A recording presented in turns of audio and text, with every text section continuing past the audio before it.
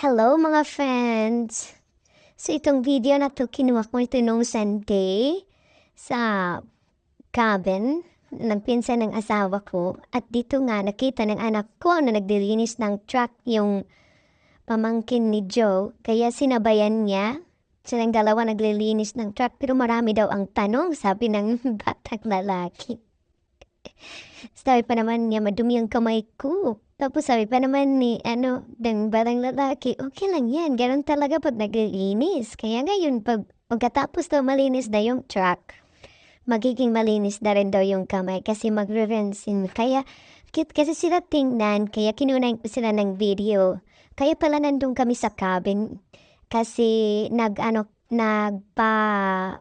parang may maliit na party kasi paalis nga yung anak ng pinsan ng asawa ko papunta ng Fort McMurray. Kaya doon na siya magtatrabaho. Sila kasama ng shoota niya. So, nandiyan kami sa cabin. Maganda din, very peaceful, maliwalas, fresh yung hangin. Tapos, gustong-gusto ng mga bata palagi kami nandyan. Kaya yan si JC as in, nag-enjoy talaga siya tumulong sa paglilinis ng truck. I mean si JC, nag-enjoy siya paglilinis ng truck. Kaya sabi ko, kaya ito ng video.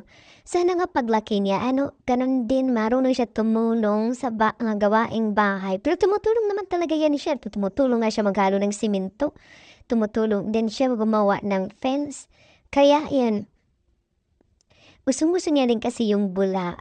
Pagkatapos ng, paglalaro ng tubig. So, on the way, meron pa kami mga 1 hour pa away sa city. Tapos, hindi talaga siya natulog sa sasakyan.